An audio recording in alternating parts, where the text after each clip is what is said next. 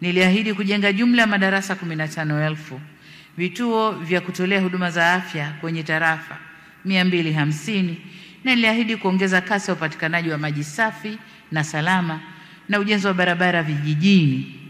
Niliahidi pia kurejesha baadhi ya vyanzo vya mapato vya halmashauri vilivyokuwa vimechukuliwa serikali kuu.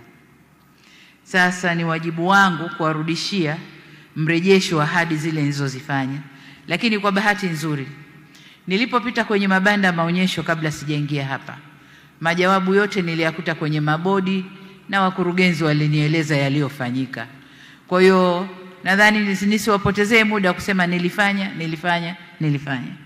Lakini niwaambie tu kwamba kwenye elimu, mbali na madarasa 15,000, tumejenga vyuo vya VETA katika wilaya 64, kazi inaendelea.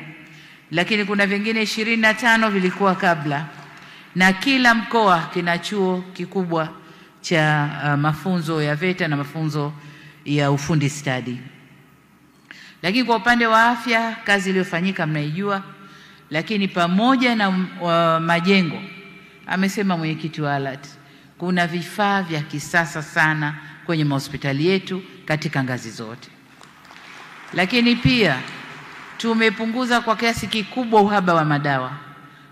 Sasa supply ya madawa inakwenda vizuri, na kwamba referral zile za maradhi na Benjamin Mkapa zinaishia hospitali za mikoa, kwa sababu vifaa vyote, utaalamu wote, watumishi, kila kitu kiko kule.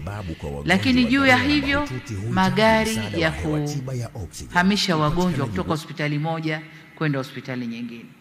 Sikujua kuna screen inaonyesha yaliyotekelezwa. Sasa yule mwenye nani, kuwa makini basi nikisema uweze kuweka hizo yaliyotekelezwa.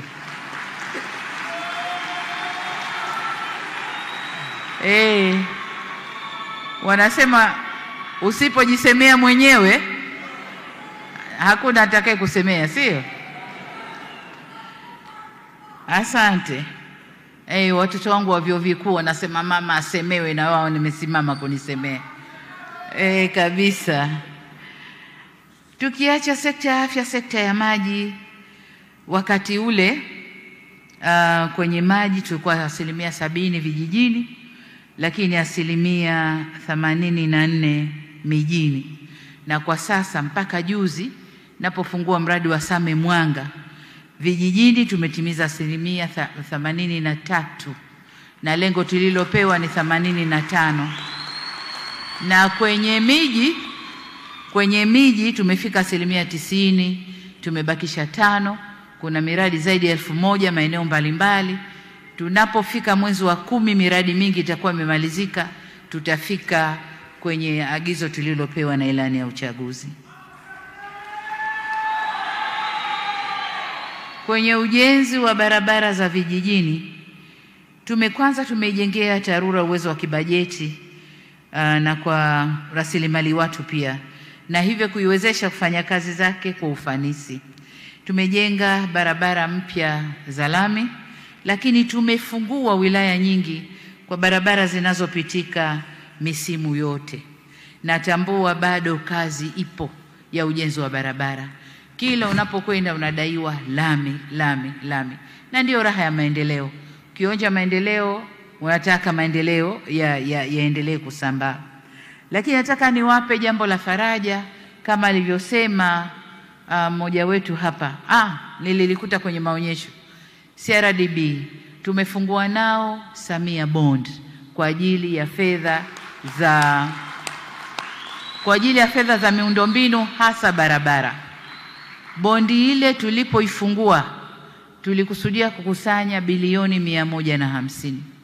Kwa bahati nzuri tumekusanya bilioni 300, na hii ni